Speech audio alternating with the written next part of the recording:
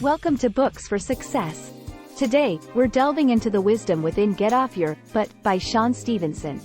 Get Off Your Butt offers a thorough look into the methods and mindset of the popular therapist and motivational speaker Stephenson. You'll learn his 6 lessons for getting past your excuses, becoming more confident, taking control over your life. Who's it for? People eager for a motivational kick in the butt. Those struggling with unrealized dreams. Fans of uplifting stories. Before we begin, subscribe and ring the bell for notifications if you want to keep receiving the knowledge of book summaries about health, wealth, love, psychology, and much more. Don't be shy about dropping your book suggestions for us to summarize. Also, you can use this video as an audiobook summary. Let's grow and succeed together. What's in it for me? Learn the 6 secrets to greater confidence in achieving your goals. If you're familiar with the author Stephenson, you likely know his remarkable life story. Born with a condition known as osteogenesis imperfecta, often called brittle bones disorder, his life was marked by fragility and physical limitations. But with the help of his supportive family, Stephenson grew up to be a confident and resilient man. So confident and resilient, in fact, that he went on to become a popular motivational speaker with a successful therapy practice. In the sections that follow, you'll hear some more about his life story while also getting 6 key motivational lessons that came to define the author's approach on how to live life to its fullest. These 6 lessons are designed to help you break free from the most common self-limitations. No more buts. The time for excuses is over. Today is a new day and a new chance to unlock your potential and become the best, most self-assured version of yourself. Overcoming adversity. Halloween was always the author's favorite holiday, so it was especially painful when, as a 9-year-old, he got overexcited and broke the femur in his left leg. Given his condition, as a person with osteogenesis imperfecta, or brittle bones disorder, broken bones weren't an uncommon occurrence during childhood. But since it meant that he wouldn't be able to go trick-or-treating, he was in both physical and mental agony. But then his mom asked a question: is this going to be a gift, or a burden? It made him understand that he could look at the painful moments in his life in one of 2 ways. He could either see them as a punishment and feel sorry for himself, or he could see them as a chance to learn, grow, and become stronger. From then on, he would always choose the latter. Meditation, visualization, and mind-body healing techniques became his allies. He also learned that life was easier when he could communicate his requests clearly and confidently. This skill served him well as he grew up. He ascended to the position of governor at Boys State, an elite program attended by the best and brightest young men in the country. He then found a role in the White House during the Bill Clinton administration. He thrived in the fast-paced environment, demonstrating resilience and adaptability in the face of adversity. But it was motivational speaking that truly captured his heart. Interacting with audiences, he recognized the need for deeper change. Inspirational stories and quotes were insufficient. He yearned to help people find inner peace amid life's chaos. Through extensive travels and encounters with thousands of individuals, he made a profound observation: people's biggest obstacle in life was the size of their butt. This but served as a cushioned excuse, a reason to avoid change, to remain in a state of unhappiness. He became a therapist and opened a practice. In the sections ahead, we'll learn the 6 biggest lessons that can help anyone overcome their fears and leave their butts behind. Lesson 1: Making connections. Let's dive right into the first lesson, which is all about the importance of connecting with people. Now, the key to making connections is communication, but there is an extremely crucial difference between communicating and connecting with someone. Today, through the internet and mobile devices, we have countless ways of communicating with people all over the world. And yet there's no shortage of loneliness out there. This is because making a connection requires attention, listening, and feeling empathy toward the people with whom you're communicating. Connections happen when one person genuinely cares about another, and that feeling is reciprocated. Without it, even the wisest advice will fall on deaf ears. President Bill Clinton was a great communicator, and a great connector. He could meet someone who really hated him, and by the time their conversation was over, Clinton would invariably have won them over. Clinton knew the secrets of making connections. He made deep eye contact, He remembered names. He always asked for and cared about people's opinions. And he told memorable, emotional stories that could make you feel happy, sad, or angry. Now you might be thinking, sure, I'd love to be better at making connections, but I'm too shy. Shyness often stems from a fear of getting hurt or failing. It's like the turtle complex.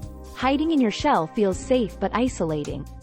Shyness fades when we shift our focus away from ourselves, and what people may or may not be thinking about us, and instead focus on helping others. Remember, each of us is wrestling with our own problems and pain, which is why it's important to connect beyond merely being polite and friendly. And here's the magic of it all: there's always time for connection. Spending just a few minutes a day authentically connecting with friends, family, and colleagues can yield incredible returns. It's a giving process that inspires others to give back in return. Lesson 2: Choosing better words. In the previous chapters, we delved into the transformative power of resilience and connection. Now, let's shift our focus to another crucial element of self-improvement: the language we use, both in our interactions with others and within our own minds. Words are not just letters strung together. They carry emotions and create our reality. Positive words uplift us, while negative ones can be toxic. Our inner dialogue, the words we say to ourselves, is equally influential. If we speak kindly to ourselves, we encourage growth, but if we're critical or negative, it can be devastating. Our inner voice, often unnoticed, is like a parent guiding us through life. So the words we choose to describe ourselves become part of our identity. To foster self-respect, we must treat ourselves with the same kindness and encouragement we'd offer to a best friend or mentor. Life will present plenty of obstacles. We can't afford to become one of them ourselves. To start, become an eavesdropper on your own inner conversation. Notice what you say to yourself, write it down without judgment, and review it the next day. Ask if you'd say these things to someone you respect. Then, create a list of positive statements to replace the negative ones, and watch your perspective shift. Chances are, you'll notice a lot of buts and a lot of fear-based thinking. Fear can be seen as an acronym for false experiences appearing real. Overcoming fear requires honesty and, rather than thinking about the bad things that might happen if you took a chance and changed your life, a willingness to start thinking about the consequences of not changing. By choosing positive language, respecting ourselves, and confronting fear, we can pave the way for personal growth and transformation. Lesson 3: The Mind-Body Connection. As we journey through this self-help adventure, we now arrive at the pivotal chapter on mastering physical confidence. It's a bridge between our internal state of confidence and how it manifests externally. Physical confidence, in essence, is how our confidence appears and sounds. When we're in a bad mood, our body reflects it: clenched fists, hunched shoulders, and an angry tone. The beauty is that we have the power to intervene and change our state simply by shifting our body into a confident posture, adopting relaxed breathing, and wearing a smile. It's like magic. Our body influences our emotions. You can benefit from changing how you carry yourself. To exude comfort and make others feel at ease around you, follow these tips. Relax. Breathe deeply. Slow down your blinking. Maintain good posture. Control your tone of voice, and smile. Andrea was a close friend of the author's. Like many, she struggled with her weight. The messages she received were conflicting. Genetics made her overweight, but the health industry promised plenty of get-thin-quick schemes. Her internal dialogue was filled with buts, from not being able to afford healthy food to using food for comfort. Andrea, however, refused to give up. Fortunately, she discovered the profound connection between her spirit and body. Instead of seeing only fat and disappointment, she began to embrace self-love. Surprisingly, as her inner beauty radiated, she effortlessly lost weight. The external transformation mirrored the love she cultivated within. Physical confidence is not just about appearance, but also about the mind-body connection. By embracing physical confidence, we can change our emotions and even reshape our lives, just like Andrea did. It's a powerful reminder that our inner state is reflected in our physical presence. Lesson 4: Staying on the bright side. Changing your life is often about changing your habits, And shifting your focus from excuses to solutions is another piece of the puzzle. The ability to manage where we place our attention is a tremendous power that greatly affects our achievements, emotions, and ability to handle life's challenges. The key here is gratitude. To focus on what you have rather than obsessing over what you don't have. When all your attention is on the things you lack, but start to appear, I'd love to do this or that, but I don't have the money or I don't have the time. With this kind of thinking, few of us would get off the couch. However, when you focus on what you do have, and all the reasons you have to be grateful, you can start to find solutions rather than just focusing on the problem. Focusing on comparing yourself to others is another trap. Whether we see ourselves as inferior or superior, it's a game that ends poorly. Instead, we should embrace what we have and focus on the positives in our lives. One valuable technique to harness the power of positive attention is the egg timer technique. Basically, if you're feeling overwhelmed with negativity and need some time for release, set a timer for 15 minutes. During this time, you can cry, sulk, and feel sorry for yourself all you want. But when the timer goes off, this stops. This exercise teaches us the importance of controlling our focus, emphasizing the significance of gratitude. Gratitude is essentially focused appreciation, a state that makes it nearly impossible to dwell in negativity. Remember, life isn't always fair. But if we focus on the positive aspects of life and even find humor in challenging situations, we can wield the powerful flashlight of conscious awareness to illuminate the brighter side.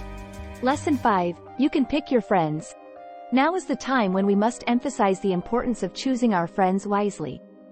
The people we surround ourselves with have a significant impact on our lives, possibly more than we realize. While having good friends can be a great motivating factor, having the wrong friends can go a long way toward keeping you stuck in your rut. The reasons can be emotionally complicated.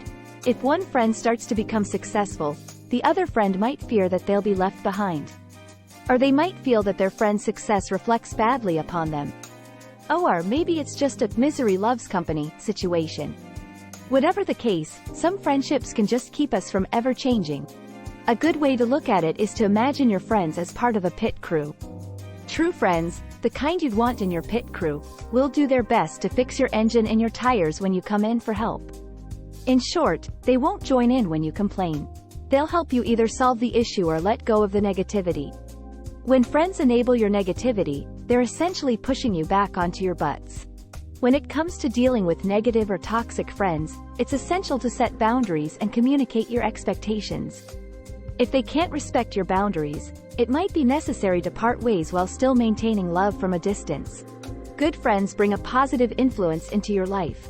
They ignite your hunger for knowledge, share an enthusiasm for making the world better, and stand by you with unwavering loyalty. They are the kind of friends who uplift and inspire, helping you stay on the path of personal growth and progress. Lesson 6. Take control. Here's a quick exercise. Imagine today is your last day on Earth. Now, make a list of the people you truly love, projects you've delayed, and places you wish to visit. Make this a call to action. Express your love to those people, commit to completing those projects and visiting those places. Making just one step toward your goals is a precious gift to yourself.